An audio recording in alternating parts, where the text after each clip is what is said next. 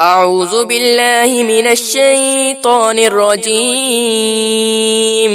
بسم الله الرحمن الرحيم. تبارك الذي بيده الملك وهو على كل شيء قدير، الذي خلق الموت والحياة ليبلوكم أيكم أحسن عملا وهو العزيز الغفور، الذي خلق 7 سماوات طباقا ما ترى في خلق الرحمن من تفاوت فارجع البصر هل ترى من فطور، ثم ارجع البصر كرتين ينقلب إليك البصر خاسئا وهو حسير، ولقد زينا السماء الدنيا بمصابيح وجعلناها رجوما للشياطين وأعتدنا لهم عذاب السعير، وللذين كفروا بربهم عذاب جهنم وبئس المصير، إذا ألقوا فيها سمعوا لها شهيقا وهي تفور تكاد تميز من الغيظ، كلما ألقي فيها فوج سألهم خزنتها ألم يأتكم نذير؟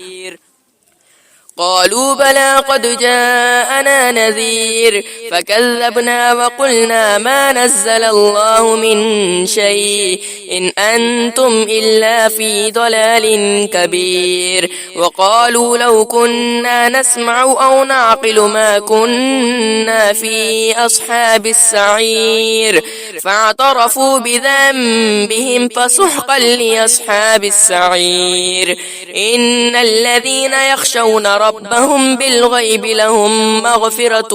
وأجر كبير، وأسروا قولكم أو اجهروا به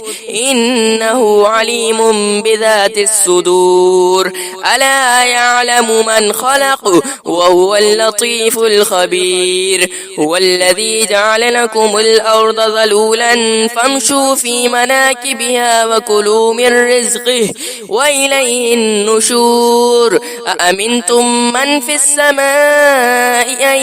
يخسف بكم الأرض فإذا هي تمور، أم أمنتم من في السماء أن يرسل عليكم حاصبا فستعلمون كيف نذير، ولقد كذب الذين من قبلهم فكيف كان نكير، أولم يروا إلى الطير فوقهم صافات ويقبضن ما يمسكهن إلا الرحمن إنه بكل شيء بصير، أمن هذا الذي هو جند لكم ينصركم من دون الرحمن إن الكافرون إلا في غرور، أمن هذا الذي يرزقكم إن أمسك رزقه بل لجوا في عتو ونفور، أفمن يمشي مكبا على وجهه أهدى أمن يمشي سويا على صراط مستقيم؟ قل هو الذي أنشأكم وجعل لكم السمع والأبصار والأفئدة قليلا ما تشكرون، قل هو الذي ذرأكم في الأرض وإليه تحشرون، ويقولون متى هذا الوعد إن كنتم صادقين، قل إنما العلم عند الله وإنما أنا نذير مبين، فلما رأوه زلفة سيئت وجوه الذين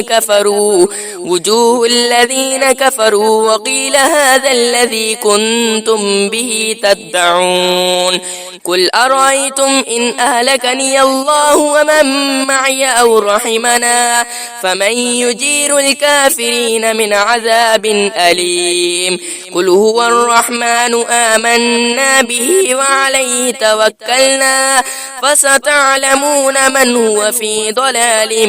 مبين قل أرأيتم إن أصبح ماؤكم غورا فمن يأتيكم بماء معين صدق الله العظيم.